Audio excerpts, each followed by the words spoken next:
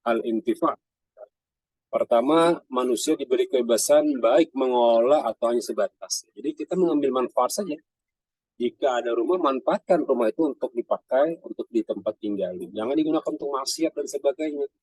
Al-intifa dari penggunaan HP ya digunakan manfaat seperti ini, Zoom atau jenisnya gitu ya. Kenapa? Karena konteksnya kita sebagai makhluk di dunia yang Allah ciptakan dengan bentuk khalifah, maka kita bisa mengambil manfaat dari berbagai macam lingkungan. Yang kedua adalah al-i'tibar. Kita sebagai manusia melihat kondisi ya. Kenapa aku tadi tergugur ya? Oh ternyata ada hal yang misalnya licin dan sebagainya. Oh berarti kita yang menyebabkan penyebab itu sendiri ya. Sehingga Allah berikanlah dampak negatifnya ya. Perut bumi diambil ya, dampak negatifnya tunggu aja gempa. Setelah diambil tidak tutup lagi, dampak negatifnya apa ya, tunggu aja nanti akan ada banjir dan seterusnya. Kenapa? Itu sudah konteks hukum alam dari kita di awal, hukum alam gitu ya. Jika Anda berkipas angin, hawanya nyaman. Nah, sama dengan Zoom nih, jika sambil mendengarkan sambil nyantai berabah, hawanya sigar. Nah itu ya, nyantai berabah mendengarkan Zoom kan, rame kan, kita kerasan jam 5 sudah, Jakarta kerasa setengah 6, ya nyata ya kata kerasa berapa ya Allah, nikmat benar mendengarkan itu. Atau kita duduk seperti ini gitu ya, niatnya ibadah, ya sama konteksnya niat ibadah semua. Tidak berkurang sedikit pun selama kita niatnya untuk menuntut ilmu, tidak berkurang sedikit pun. Ya. Makanya sering disampaikan di pondoknya, aku jar sekolah nih mengambil berkahnya aja. Nah itu sama. Kenapa? Ada mau nyambung-nyambung paham-paham, kadang mau paham-paham. Tapi ketika dia baik bakti dengan pondok, bakti dengan kawan, bakti dengan perguruan, ya berkahnya dapat juga. Dia berhasil ternyata gitu ya. Pada akhirnya setelah 10 tahun kemudian dia membuktikan bahwa oh, ternyata aku mampu gitu ya. Nah itulah kenapa yang namanya kita mengambil iktibar dari perasaan apa yang kita lakukan dimanapun berada. Jadi jangan buruk sangka juga ya. Meskipun kita melihat, oh ini membakar-bakar nih bacangan kebakaran kanan itu mungkin benar ya konteksnya. Tapi kita tidak perlu juga sampai bermamai berhimat karena kita bukan al-islahnya, penjaganya. Kalau konteksnya penjaga ya pemerintah gitu ya.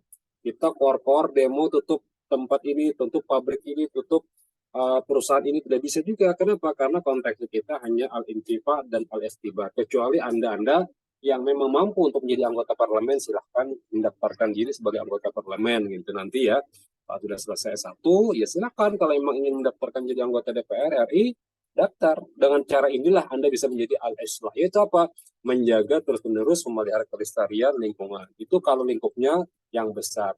Lingkup kecilnya apa? Ya sudahlah, kalau Anda begaduhan iwak, dimakan iwak tuh. Ya, jangan sampai dia mati gara-gara tidak memakan. Bahkan dalam riwayat hadis, ada orang yang masuk neraka gara-gara menyimpan kucing, mengurung kucing sampai dia mati. Ya. Jadi saya melihat beberapa hadis tentang hewan dengan manusia interaksinya, ternyata saya simpulkan bahwa manusia dengan hewan itu satu kesatuan ciptaan Allah juga. Maka janganlah engkau menzolimi mereka. Ya, yang mungkin hadisnya masyhur seorang penzina yang masuk surga karena rahmat Allah gara-gara memberi minum anjing yang kehausan. Oh, ternyata dengan mungkin dia memberi minum itu Allah kasih sayang dengan rahmatnya Allah melihat nih anak, nih orang rahmat dengan anjing. Maka pada akhirnya Allah juga memberikan kasih sayang kepada kita. Next, silahkan. Ya, maka kalau kita lihat asasnya ya, perlindungan dalam konservasi lingkungan itu tidak lain ada 3 macam saja. Pertama, penggunaan dengan konteks alma, ya. Ada konteksnya udara, areh, ya. Ada konteksnya juga turab atau tanah, ya. Karena kalau kita memahami cerita Nabi Allah Sulaiman ketika berbicara dengan para hewan, itu menunjukkan secara logika bahwa hewan itu berbicara dengan Nabi Allah Sulaiman. Ya. Tapi kalau kita sekarang secara logika nggak bisa, maka kita menggunakan secara dalil. Apa? Imani saja. Secara iman kita mengatakan bahwa binatang itu berbicara, cuman kita tidak mengerti apa yang dia ucapkan. Apa dalilnya tanaman berbicara? Lihatlah dalam sejarah Nabawiyah waktu pian-pian kelas 2 Sanawiyah atau kelas 1 Sanawiyah tentang kitab Sirah Nurul Yakin. Di situ diceritakan Nabi ketika lagi hendak buang hajat, batu mengucapkan salam kepada beliau. Batu yang sifatnya benda mati pun mengucapkan salam, apalagi kita melihat ada tanaman dan hewan yang bisa bergerak. Nah, inilah esensi bahwa kita sebagai makhluk dunia itu harus beradaptasi dengan lingkungan kita, baik itu air, udara, ataupun tanah. Next. Ya, kenapa jadi kita perlu membahas fikih ini gitu ya? Karena pada faktanya bukan kita aja, mungkin semua orang merasakan bahwa ternyata semakin hari, semakin ke depan, kok udara tidak nyaman gitu ya. Bahwa panas matahari sangat cepat sekali gitu ya. Kemudian matahari juga dipantulkan kembali, atmosfer kurang bagus gitu ya kan. Banyak sekali gedung-gedung yang memiliki cahaya, kaca, dan sebagainya. Akhirnya kita menganggap apakah semua ini salah gitu ya. Maka kalau kita melihat, aku melihat cuplikannya si Thanos menghancurkan seluruh dunia itu mungkin gara-gara pikul BA ini. Ya. Dia jentikkan ya, Evan ya. Saya lihat tuh di iklannya itu dia jentikkan satu tangan, kemudian hancurlah seluruh dunia ini dengan orang-orang itu dibagi rata, separuh hilang, separuh ada. Sehingga alam kembali kepada naturalnya gitu ya. Saya berpikir jangan-jangan seperti ini juga nantinya ketika Allah ingin umumnya hanguskan mereka-mereka yang merusak gitu ya. Maka orang baik pun akan kena juga. Saya ingat dulu waktu kita kajian di Sekumpul sore, apa kata beliau, bila Bakuri Sekumpul bilang apa, bilanya banyaknya orang yang maksiat di Martapura, maka jangan takajud kalau bendungan di Martapura ini atau Riamkan itu akan hancur dan banyunya itu akan menggenangi Martapura. Karena walau alam bagaimana prinsip bendungan itu, tapi yang jelas kita tetap menjaga antara esensi fikih albiah dengan esensi khalifah kita sebagai manusia di bumi. Memang kalau ciptakan gunung untuk apa? Untuk menjaga jangan sampai ada yang namanya pergeseran kerak bumi, gitu ya. Kenapa jadi tergeser kerak bumi? Maka itulah yang terjadi. Bumi pada awal-awalnya itu mungkin bersatu ya. Saya beberapa kali melihat gerak-gerak bumi yang dari zaman abad pertama sejenisnya ataupun modelnya ada yang bikin ilustrasi bahwa kita itu bagian daripada satu kesatuan, tapi lama-kelamaan dia akan pecah. Pulau-pulau itu akan tenggelam sebagian, ada yang muncul sebagian. Makanya kalau kita lihat antara Pulau Sulawesi dengan Maluku itu ada kemiripan huruf K gitu kan, seakan-akan dia agak menyentuh dengan yang sebelahnya gitu ya, seakan-akan gitu ya. Kalimantan dia kayaknya nyambung dengan Sulawesi, sementara antara Pulau Sumatera dengan Malaysia itu seakan-akan masih satu pulau asalnya gitu. Mungkin entah kenapa, entah kapan, sehingga terjadilah pergeseran kerak bumi, sehingga pergeseran-geser akhirnya dipisahlah oleh pulau-pulau. Next. Ya, sisanya ini adalah tentang ayat-ayat tentang Al-Quran yang membahas tentang lingkungan hidup. Ya, antum asyaddu khalqan amis sama'u banaha rafa'a samka fasawwaha wa qashal lailaha wa akhraja duhaha wal arda ba'da dhalika dahaha akhraja minha ma'aha wa mar'aha wal jibala arsaha mata'an lakum wa li'an'amikum. Next. Terus,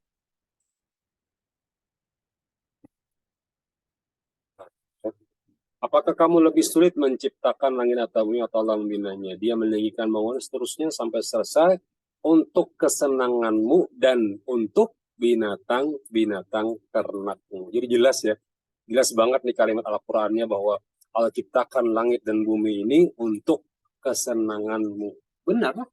Ya, hubus syahwati minan nisa wal banin wal qanatir wal muqantarah minan dahabi wal fitnah wal khayl lil musawwamati wal an'ami wal harf. Ya, bahwa manusia itu esensinya ya sangat senang sekali dengan yang namanya hubus syahwati minan nisa. Ya. Esensi laki-laki lebih cenderung kepada perempuan. Wal banin, ketika dia sudah menikah, maka muncullah yang namanya selanjutnya anak. Maka ya pada fakta terjadi, Anda lebih disayangi orang tua Anda dibanding suami atau istri Anda, aku tarbiyah. Wal kanatir al mukantara, sudah mulai muncul kekayaan nih. Wah, ramai mencari kekayaan. Dari mana saja? Minal dahab, emas, wal fiddah, perak. Setelah muncul kekayaan wal khairil musawwamah. Kalau saya lebih cenderung mentadaburinya, muncullah transportasi. Apa? Berlomba-lomba memiliki hal yang sifatnya lebih hebat dari orang lain. Kawan nukar mobil yang segini harganya dia pengen juga nukar ya kan. Bahaharatan bahasa Banjarnya sekarang. Hingga kalau kita pahami, oh ternyata ini juga sudah disebutkan dalam Al-Quran. Ingin memperhebat khail, tunggangan al-musawamati yang dijadikan sebagai alat transportasi. Wala an'am, ya tentu. Pada akhirnya habis sudah karakau lagi, makan daging karakau lagi, maka bakabun, beternak muncul. Apa akhirnya? Ya pada masa tua kita sebutkan. Belum saya temukan orang tua yang pada akhirnya ingin makan daging terus. Kenapa ya? Ada kawal lah, darah tinggi dan macam-macam kan.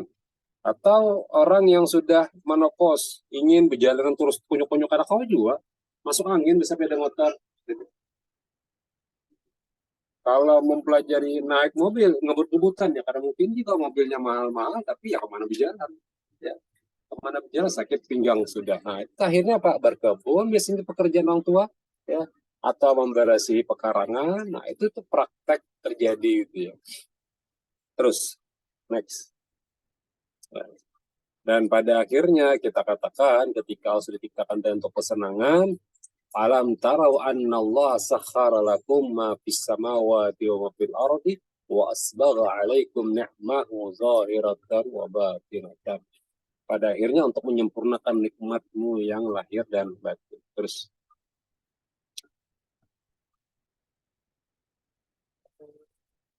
bentar lagi ya, habis itu kita tanya jawab saja. Summa ja'alnakum khalaifa fil ardi min ba'dihim linanzura kaifa ta'malun.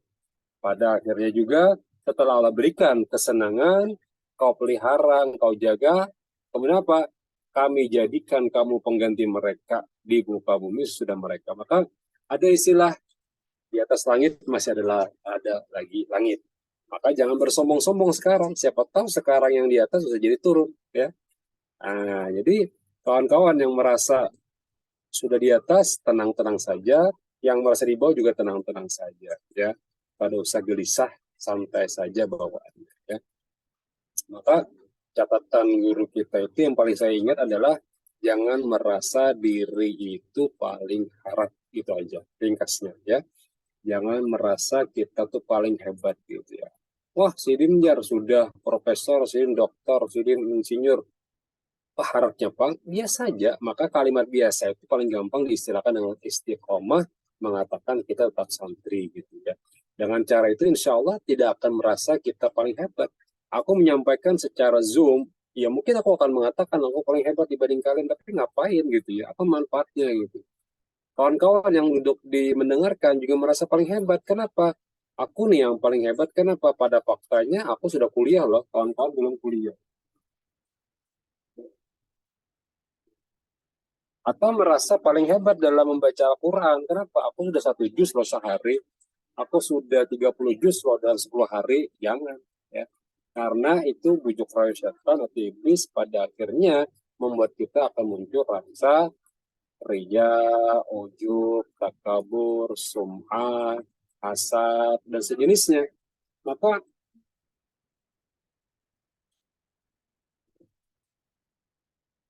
ya, jadi pada akhirnya kita katakan bahwa tujuan Allah menciptakan kita di dunia ini adalah untuk memelihara yang Allah kasih kepada kita. Next. Ya. Wa amdatnahum bi fakihati wala mimma yastaun wa fakihati mimma yatakhayyarun wa mitiri mimma yastahun. Ini lancakian baca ya. Walah mitairim mimma yastahun. Apa artinya itu firman? Walah mitairim mimma yastahun. Dan daging burung yang mereka inginkan. Dan daging burung yang mereka inginkan. Pertanyaannya kenapa daging burung? Kenapa ada daging sapi kah, domba kah gitu ya? Karena pada faktanya wafaqiyati mimma yatakhayyarun itu sudah mulai kita merasa hendak nyaman-nyaman terus tapi lupa dengan buah dan sayur. Maka pola seimbang sudah Allah sampaikan. Bila makan daging, jangan lupa ada yang penyeimbangnya. Nah, saya mengambil contoh ketika di Mesir gitu ya, atau di Arab Saudi ketika di Mekah, di mana sama, bahkan Yordan juga sama saya lihat gitu.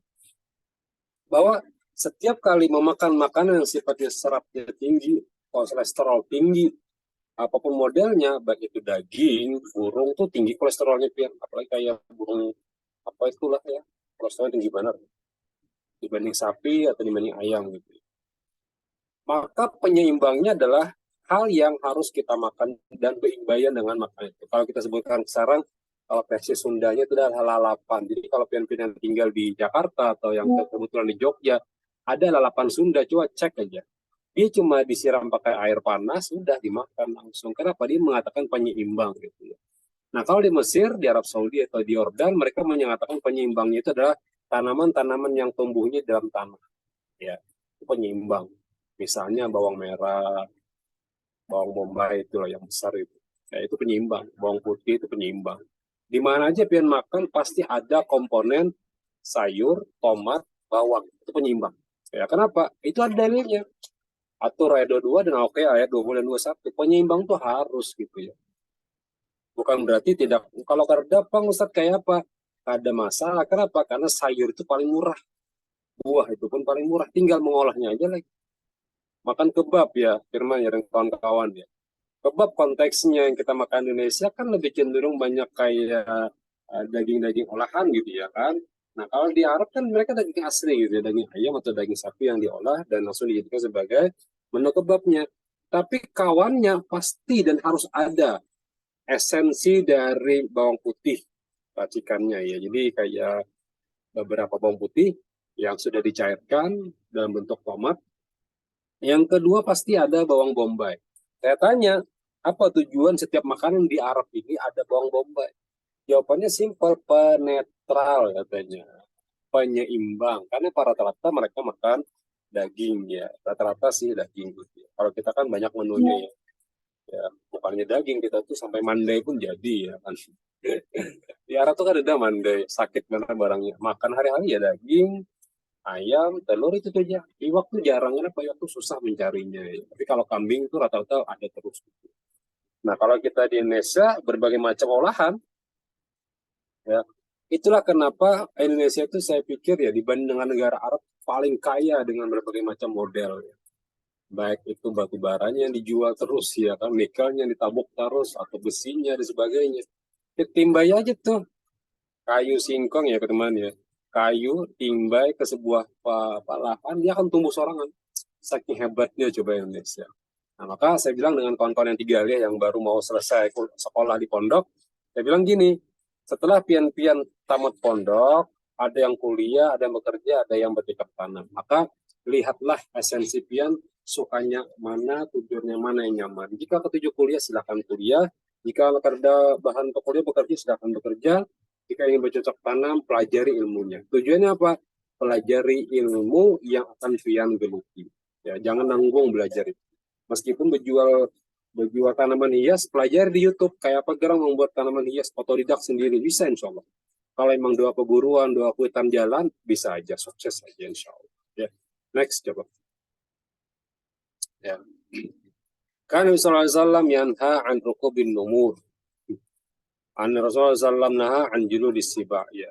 Simpulannya, lingkungan ini boleh digunakan, tapi jangan sampai engkau jadikan sebagai bahan untuk berpoya-poya. Bahasa Banjarnya tuh paagaknya, pasyaratnya kan usah. Jadi kalau emang kita melihat yang harap pada kita, maka kita ucapkanlah subhanallah, masya Allah, alhamdulillah. Tujuannya apa? Supaya kita jangan sampai merasa iri. Iri itu munculnya karena sesama aja. Pian saat angkatan, hiri kesepian juga. Karena mungkin pian hiri lawan aku. Aku mengajar, ya hiri anak aku ini paling lawan bukan kawan-kawan pengajar. Hirinya pedagang, sesama pedagang itu juga hirinya. Nah, sama dengan mereka yang sudah memakai pakaian mewah-mewah ini, iri dengkinya pun pasti ke orang-orang yang sekitar itu juga. Ya, itu yang kita khawatirkan. Jangan sampai boleh aja bermewah-mewah seperti ketika mengajar. Itu yang disampaikan guru kami. Ketika mengajar, pakailah pakaian seperti yang dipintakan oleh Allah kepada Nabi Allah Yusuf. Wahai Nabi Allah Yusuf, pakailah pakaian terbaikmu ketika menghadapi para rakyatmu. Supaya apa? Takzim mereka. Ya. Maka ketika kami belajar dan sejenisnya di Azhar atau di Jakarta atau dimanapun, pasti para pengajarnya itu, masyayikhnya itu berpakaian pakaian yang mewah gitu. Minimal pakai gamis plus jubahnya. Jubah itu kan dianggap mewah sudah tambahannya. Kalau yang lain kan pakai gamis saja, beliau pakai jubah. Nah, itu menunjukkan apa? Ketakziman beliau dengan ilmu. Kenapa? Karena ilmu ini mahal harganya. Ya, tidak bisa dibandingkan dengan dunia, maka kita bisa menyeimbangkan. Nah, kata kuncinya menyeimbangkan ilmu ini dengan tujuan kita apa? Memakai itu supaya orang-orang melihat bahwa ilmu itu memang harus dihargai. Jangan direndahkan, apalagi dilecehkan, gitu ya. Saya pikir cukup, ada waktu sekitar 10 menit untuk kita diskusi. Silakan Firman. Baik, terima kasih Ustadz atas pemaparan materi tadi. Ini kita tahu Ustadz bahwa sekarang dengan kemajuannya teknologi sekarang, kayak mau bepergian aja kan bisa naik kapal ataupun pesawat.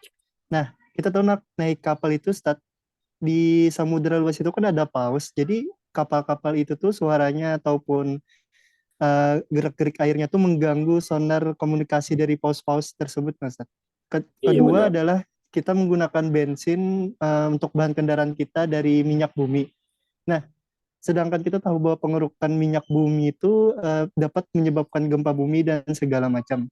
Jadi mungkin bagi kita orang yang beriman memandang hal tersebut bagaimana Ustaz dalam penggunaan itu dalam kehidupan sehari-hari? Sebenarnya ini masih ada lanjutan dengan ayatnya. Nanti kawan-kawan boleh di-share ini ayat apa? Filenya ini gitu ya. وسخرنا مع داود الجبال يسبحن والطير وكنا فاعلين ولقد آتينا داود منا فضلا يا جبال أوبي معه والطير وألنا له الحديد. Ya. Konteksnya bersinergi jadinya, ya, bersinergi. Pada zaman Nabi tidak ada bensin gitu ya, tapi mereka akan menggunakan bersinergi dengan alam. Apa alam yang digunakan waktu itu untuk menghidupi mereka, itu dipakai. Nah, yang kada boleh atau yang berlebihan itu yang tadi kita awal sampaikan tidak dianjurkan gitu ya. Batu bara diambil silakan, tapi tutup kembali, dirapikan kembali. Jangan sampai ketika diambil dibiarkan begitu saja sehingga banyak sekali lubang-lubang yang mengakibatkan mungkin dampaknya akan negatif gitu ya. Nah, kita melihat untuk konteks di Indonesia mungkin penggunaan seperti yang dibilang tadi, apakah mengganggu dengan alam semesta. Nggak usah jauh-jauh kita pakai sendal aja kadang terinjak semut gitu ya. Padahal sendal itu digunakan untuk alat kita berjalan gitu ya. Atau sejenisnya lah. Apakah ini dianggap sebagai merusak lingkungan? Saya pernah membaca satu kajian Buddha gitu ya di daerah Medan dulu ketika saya ke Medan, kemudian saya melihat di vihara mereka itu sangat luas sekali, terbesar se Asia Tenggara. Ada kajian sangat unik sekali. Jawabannya kayak Habzul Bi'ah. Apa? Bagi seorang Buddhis ya istilahnya ya, Bante dan sejenisnya, bahwa menjaga lingkungan alam semesta itu sangat diwajibkan, dianjurkan sekali. Bagaimana kita menjaga jangan sampai rumput diinjak, jangan sampai membuang air berlebihan. Itu padahal kita ajarkan juga kan di pondok ya, atau di Islam diajarkan ya. Jangan merusak, jangan berlebihan berwudu, jangan sampai jimus banar akhirnya mengakibatkan buangan banyunya kan jadi makruh ya gitu ya. Nah, itu yang kenapa pada akhirnya penggunaan alat itu tadi jangan sampai terzolimi dengan yang lainnya. Ya. Nah, menzolimi inilah yang Nabi katakan bahwa konteksnya seluruh alam semesta beriman kepada Nabi, maka pada faktanya seluruh alam semesta juga akan memberikan manfaatnya untuk masyarakat Indonesia. Ketika kita menggunakan alat ini, alat itu, kita buang sampahnya ke tanah. Apakah sampah itu akan menyebabkan erosi dan sebagainya? Iya, bisa jadi. Tapi pada faktanya banyak juga yang menjadikan sebagai pupuk tanah itu sendiri, gitu ya kan. Nah, kita menggunakan alat pesawat terbang, ya, atau transportasi darat, mobil, motor sejenisnya, juga kita katakan bukankah itu saat akan menjadikan udara menjadi polusi gitu ya, teman ya, menggantikan sebagainya. Iya, faktanya iya, pasti itu terjadi, tidak mungkin. Kenapa? Karena konteksnya maka syariah itu mulai menurun. Ya. Kita tidak mungkin mengatakan kita kembali ke zaman purbakala aja dulu deh. Oh, nggak bisa juga. Purbakala juga membakar mereka. Apa yang dibakar? Ya lahan. Untuk apa? Membuka lahan. Membakar itu, membunuh ini, membunuh itu. Tujuan apa? Untuk makan. Sama gitu ya. Tapi modelnya itu adalah model ya saling membutuhkan gitu ya. Ya, herbivora, omnivora ya, memakan apa saja gitu. Kita makan nasi, nasi diambil dari padi, padi kita tanam di tanah, tanah diambil dari pupuk, sebagainya. Setelah kita ini diambil, ujung-ujungnya dimakan cacing pula lah kita ya kan.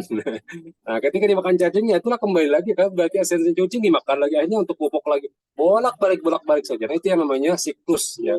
Tadi disebutkan di ayat tadi apa wasakharna Daud al-jibala yusabbihna wa tayra wa kunna fa'ilin. Dan pada akhirnya inilah yang namanya saling siklus ya. Siklus antara si A ke B, B ke C, C ke D, D ke A lagi. Bolak-balik gitu saja. Cuman catatan Nabi tadi apa di awal tadi, jangan sampai kita berlebihan mengambil hal-hal yang memang tidak patut kita jadikan. Sampelnya adalah konteks Nabi menyatakan jangan engkau berlebih-lebihan dalam bersuci. Sehingga banyu itu akan terbuang dengan sia-sia. Meskipun di sungai. Gitu. Ya, makanya belajar fikih yang talibin kan dengan Murabi Ustaz Nur Syahid mengambil air itu seperlu kita mengambil di tangan saja. Jangan sampai menjimus-jimusakan. Meskipun di sungai. Nah, jadi esensinya bukan masalah banyunya banyak, bukan. Tapi unsur mubazirkan yang mungkin itu diperuntukkan untuk kita juga. Gitu ya. Nih, silakan. Baik ya, serta yang ingin bertanya bisa on cam ataupun on mic. Silakan. Kita sapa dulu Ustadz. Ada santri Darul Falak, santri Ya, dari siapa aja? pesantren-pesantren lain. Masya Allah. Oh, gabungan banyak juga ya? Iya, ada dari, Masya Allah. kayak ada luar dari Pulau Jawa juga Ustadz. Ya, Ini Alhamdulillah. ada Ketua Skia dari Jakarta. Assalamualaikum Ya, Ketua. Ahmad Askia Reja ini alumni mana? Ditya, alumni Pondok Al-Falah juga Ustadz. Alhamdulillah, Masya Allah. Alhamdulillah. Itu di sana itu ada asrama Banjar ya, Askia ya. Itu juga kami dulu pernah di sana waktu S2 dulu. Jadi kehidupan kami itu diperlukan kali dengan bantuan-bantuan pemerintah ya, karena kami itu juga kuliah perlu bantuan, yang mencari beasiswa, mencari tembengan yang gratis, itu sampai entah sampai sekarang masih adakah itu apa mangga di depan asrama Banjar itu masih ada lah, Askia. Ada. Nah, masih ada lah mangga di belakang itu mangga kita gunakan untuk mencok cacapan karena kita susah mencari cacapan di sana, maka solusinya adalah mangga di belakang itu kita ambil untuk jadikan mencok cacapan. Nah, apakah zolim ketika mangga itu kita tabang? Zolim lah karena banyak yang hendak ya. Tapi kalau sudah ada bermanfaat lagi ya ditabang. Tujuannya apa? Untuk menumbuhkan yang baru lagi. Itu logikanya gitu ya, seimbangkan gitu ya. Makanya pikul biaya itu bagian daripada hizul maqasid syariah. Selamat ya, Ahlan. Angkatan berapa ini, Azkian? Tahun kemarin Ustadz lulus. Oh, tahun kemarin baru ya. Berarti masih masih fresh graduate ya, kuliah di sana ya. Beasiswa ya, PTQ ya? Ya. Ya. Kalau saya sarankan jangan nanggung belajar terus itu ya.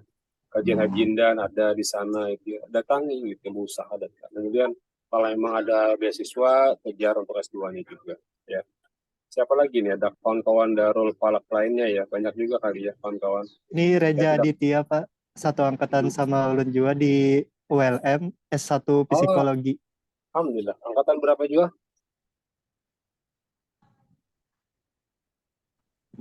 Angkatan berapa?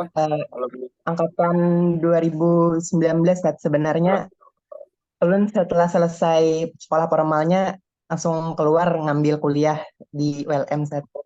Ya, ya. Sering saya bilang ikhlas ya dulu ya, Reza dan kawan-kawan yang mungkin entah dia masih ingat atau tidak, saya bilang kemanapun anda berada, ya kan, tetap jadi santri, saya bilang gitu ya. Artinya sampai-sampai saya bilang ekstrim gitu ya, kuliah di kampus yang memang notabene non-muslim pun ya tidak masalah. Ke Belanda misalnya, ke Amerika, kalau selama kita masih menjalankan konteksnya adalah ibadah tadi. Jadi kita bisa berdakwah di sana. Ya. Dakwahnya ya konteksnya dimanapun kita berada ya Reza ya. Kenapa mau di Unam? Ya akhirnya kan kita bisa memberikan manfaat ya, fairness yang paham linnas. Jadi apa di Unam sana rohis atau apa? Ya biasanya gitu ya, alumni Al-Falah itu membuka kajian-kajian tilawati, bukalah di sana. Ya, banyak para orang-orang ingin belajar ya. Maka Anda akan jadi matahari di sekitar para hawa di sana. Itu udah standar itu pasti itu. Ya, alumni pondok nih dicari-cari orang banar nih gitu ya kan.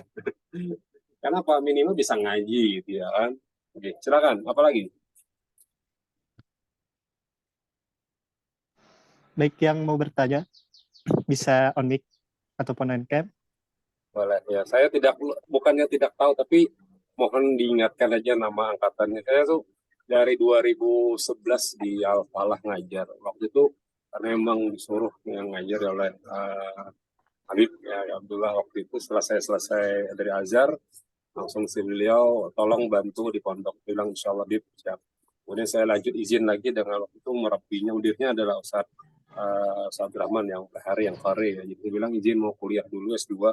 Tapi beliau izinkan, nanti jangan lupa untuk mengembangkan pondok kita biar terus berkarya dimanapun berada ya. Jadi contohlah kawan-kawan dimanapun berada tetap bermanfaat ya. Prof Udip itu kan selain dari pondok kan dia sampai kuliah ke Belanda juga, ke Amerika juga, tapi esensinya tetap aja jadi kiai buliknya kan. Nah itu namanya tetap menempatkan diri kita di tempat yang tepat. Jadi mohon maaf kalau misalnya ketemu di jalan, ketemu di waktu di ziarah, saya lupa gitu siapa gitu. Sapa saja gitu ya, sapa saja. Kadang bukannya lupa ya, tapi ya banyak ya. Alhamdulillah anak-anak Ustadz banyak, meskipun anak di rumah cuma 3, tapi anak yang non biologis secara keilmuan sudah alhamdulillah banyak sekali ya. Tujuannya sih kama farrehna fid dunya farrehna fil akhirah. Semoga Allah kita gembirakan kita di dunia, Allah gembirakan juga kita di akhirat. Kama jamana fid dunya, kama jamana fil akhirat. Seperti Allah juga kumpulkan kita di dunia, mudah-mudahan Allah juga akan kumpulkan kita juga di akhirat. Berinteraksi seperti ini, via Zoom ya. Jadi Korea itu kalau kita waktu di Jakarta kuliah ya kawan-kawan sering menyebutkan indahnya alam barzakh itu tidak seperti yang kita pikirkan di dunia. Ya, maka sering-seringlah bersilaturahim supaya apa? Dikenal di alam barzakh sana. Kita tidak tahu bagaimana alam barzakh, tapi kita bisa digambarkan oleh Arabi bagaimana alam barzakh itu, indahnya alam barzakh itu saling berkunjung-kunjungnya. Yang kita bisa melihat dunia, tapi dunia tidak bisa melihat kita, kata beliau. Itu indahnya doa Nabi tadi, kalau parah Nabi dunia, parah Nabi akhirat. Maka kita juga berdoa ya. Seperti hal yang kita berkumpul, dimanapun berkumpul, selalu berdoa. Semoga Allah kumpulkan juga kita di akhirat bersama. Gitu, ya. Silakan. Ya, yang mau bertanya seputar materi kita pada sore hari ini tentang fikih lingkungan. Baik, Reja Aditya. Boleh, silakan. Baik, Nggih, terima kasih atas kesempatannya. Perkenalkan, nama ulun Muhammad Reza Aditya, santri Darul Ya. Palak angkatan pertama dan sekarang berkuliah di Universitas Tembung Mangkurat, Prodi Psikologi Fakultas Kedokteran. Izin bertanya, Ustaz. Kemarin kan kami tuh sempat ada seminar gitu, Ustaz, tentang lingkungan. Nah, jadi pematerinya ini adalah salah satu psikolog yang menangani masalah lingkungan. Nah, jadi di kasus itu, Ustaz, ada sebuah batu bara. Nah, di situ dikeruk, setelah dikeruk itu dikembalikan lagi, tetapi hasil kerukannya itu tidak sepenuhnya kembali seperti awal, Ustaz. Masih ada sisa-sisa seperti racun-racun dan airnya pun tidak bisa disterilkan. Nah, tapi di lain sisi itu kan juga bermanfaat untuk orang-orang sekitar seperti menggunakan sumber daya manusia di sekitar, memperdayakan mereka. Nah, apakah itu juga termasuk sesuatu yang zalim, Ustaz? Ya, terima kasih. Saya bisa sebutkan, Anda pernah ingat dulu ya, maqasidus syariat itu kan ada ad-daruriyah, ada hajiyah, ada tahsinat ya. Ingat ya, ada dulu ada usul fikih, ada daruriyah ya. Hal-hal yang kita gunakan, tahsinnya itu kan hal-hal yang yang kita pakai untuk mengindahkan diri kita gitu. Nah, tersier konteksnya di kita itu tersier namanya ya. Maka kalau kawan pernah membaca usul fikih dalam konteksnya daruriyatul khamsah, maka mafhum mukhalafahnya adalah kufrul bi'ah. Jadi kalau kita sebutkan dalam konteks usul fikih, kajian-kajian yang kita bahas ini, lawan dari fikul bi'ah adalah kufrul bi'ah. Kafir ekologis kalau kita sebutkan ya. Kafir ekologis itu adalah tidak memahami sepenuhnya apa yang kita kerjakan dari awal. Bahasa Banjarnya tuh kada daba ilmu tapi wali bakunyung. Apa kabar? Calap lamas. Nah, itu logikanya gitu aja ya. Kalau kita memahami konteksnya penggunaan batu bara kah, nikel kah, besi kah, atau sebagainya, maka kita akan paham cara penggunanya yang baik dan benarnya. Sehingga seperti saya bilang tadi di awal, Allah ciptakan apa yang ada di dunia ini untuk kepentingan umat manusia. Tapi kesenangan, peternakan dan sebagainya. Tadi apa ditunjukkan, jangan sampai kepentingan ini akan digantikan dengan kepentingan yang lainnya. Bahasa Banjar itu dimusnahkan gara-gara pian Jopang, jarna kayak itu. Kayak surah Ayunus tadi 14 tadi ya kan. Tsumma ja'alnakum khalaifa fil ardi min ba'dihim linanzura kaifa ta'malun. Karena kita ingin melihat apa yang sudah diakalkan tadi masa depannya kena. Nah gitu ya. Jadi saya pernah jalan-jalan ke tempat yang Reza tadi sebutkan ya Zaya. Bagus mudah-mudahan nanti jadi ahli psikolog dan bisa ke pondok pesantren nanti berkarir menyampaikan materi, seminar dan sebagainya ya untuk memotivasi santri-santri kita atau ada di kelas kita yang sudah memang down dalam kehidupannya atau merasa jenuh dengan pondoknya, berikanlah motivasi nanti. Datang aja, minta izin mengisi waktu hari apa dengan tim-tim kawan-kawannya. Isi kita anggap bagian keluarga dengan pondok ini gitu ya. Jangan merasa setelah selesai pondok aku bukan lagi bagian di pondok, meskipun hanya sehari aja di pondok tetap juga bagian daripada keluarga pondok ya. Maka ya datang untuk memberikan sugesti-sugesti bagaimana anak-anak yang atau adik-adik kita yang sudah jenuh ingin berhenti atau bermasalah dengan psikologinya, bermasalah dengan kejiwaannya bisa diberikan masukan nantinya. Itulah tujuan saya bilang kemarin ketika masih di Galia, masuklah di bagai macam Anda yang Anda suka apa. Nanti setelah itu pulang ke pondok, ajarkan pada mereka dalam bentuk seminar atau kegiatan ilmiah atau sejenisnya. Tujuannya apa? Biar mengembangkan karakter keilmuan mereka selain daripada kajian kitab keilmuan gitu. Karena itu penting sekali gitu. Nah, maka linanzura kaifa ta'malun itu tujuannya adalah esensi yang kita pahami, yang kita pakai itu bagaimana penggunaan selanjutnya itu harus dikuasai gitu ya. Bukan berarti setelah pakai buang, tidak. Maka ada namanya istilahnya apa? Yang kalau kita bisa ulang itu namanya kan daur ulang ya. Memanfaatkan yang sudah kita pakai untuk dikembalikan lagi ke dunia atau dalam bentuk pupuk atau sejenisnya. Pernahlah berpikir batu bara itu kan muncul dari apa ya, dari fosil-fosil ya Zaya. Nah, munculnya minyak bumi dan sebagainya itu kan bukti bahwa dulu sebelum ada itu sudah ada namanya keseriusan alam membangun kira-kira alam ini bisa memberikan manfaat untuk yang ke depannya. Nah, tapi ya tadi lagi-lagi kita kembalikan kepada penggunanya ya. Bimaka sahabat aidinas. Kenapa? Zaharal fasadu fil barri wal bahri. Akan nampak nanti kerusakan di bumi dulu, di darat dulu, baru fil bahri, baru di laut. Ya itu dulu di laut nih kan. Habis dapat batu bara kan ada pelang tuh di laut diambil tuh. Ujung-ujungnya banyak paksan gitu ya. Gitu ya.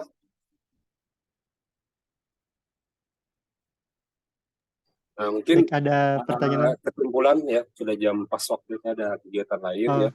Baik, Ustaz. Kawan-kawan yang berbahagia, mudah-mudahan apa yang kita jalankan dalam waktu kesempatan ini mendapatkan ridha Allah Subhanahu wa taala sebagai penggugur dosa-dosa kita dalam menuntut ilmu, meskipun secara Zoom, secara daring, tapi niat kita tetap sama menuntut ilmu karena Allah Subhanahu wa taala.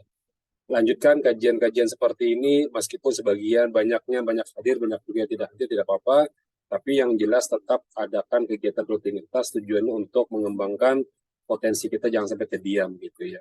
Nah, saya akan berikan kesimpulan tentang konteks fikul biah ini atau fikih lingkungan gini gitu ya, bahwa jika kita memahami doktrin keagamaan dalam Quran atau hadis, tentu pasti simpulannya adalah seimbang gitu ya. Simpulannya seimbang.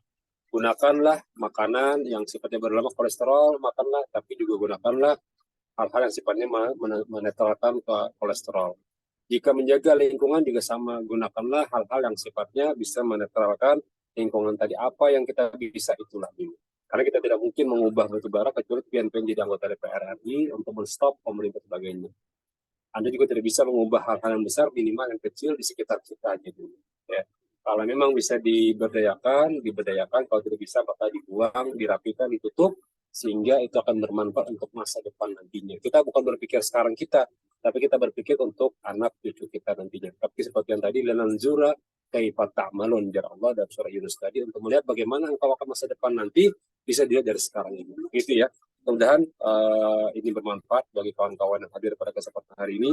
Zoom itu memang jangan lama-lama firman. Jadi jatahnya maksimal 1 jam. Kenapa? Lewat pada itu otak kita mulai letih, lesu, melihat layar, mendengar sebagainya gitu ya. Saran saya sih biasanya setengah jam cukup, baru setengah jamnya diskusi gitu aja. Itu paling gampang untuk Zoom ya. Demikian, hadanallahu wa iyyakum ajma'in. Subhanakallahumma wa bihamdika asyhadu an la ilaha illa anta astaghfiruka wa atubu ilaik. Alhamdulillahirabbil alamin. Syukran jazilan ala khidmatikum bi hadzal barnamij. Assallallahu subhanahu wa ta'ala ajma'na fi hadzal barnamij jam'an maghfura wa tafarruqan min ba'di tafarruqan summa wa khtimna bil husna wa anta radin anna ya arhamar rahimin ya arhamar rahimin ya rahman sallallahu alaihi wasallam. Alhamdulillahirabbil alamin. Assalamualaikum warahmatullahi wabarakatuh. Sebelum itu Ustadz, foto bersama dulu. Ya, boleh, silakan. Ya. Silakan di Zoom diaktifkan kawan-kawan. Nggih, kepada teman-teman peserta sekalian yang tidak ada halangan, dimohon untuk mengaktifkan kameranya agar kita langsung ke sesi dokumentasi. Nggih. Ya, silakan. Oke. 1, 2, 3. 1, 2, 3. Iya. Ya, terima kasih semuanya. Izin. Baik, terima kasih banyak Ustadz.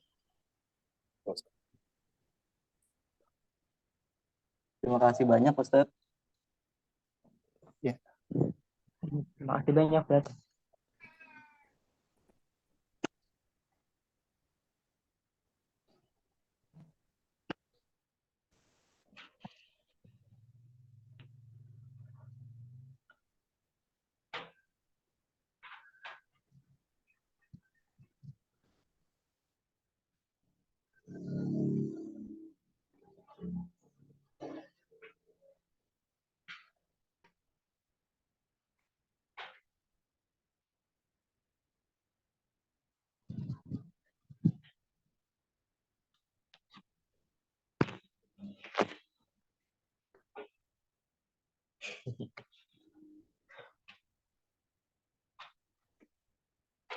Dulu, Dir.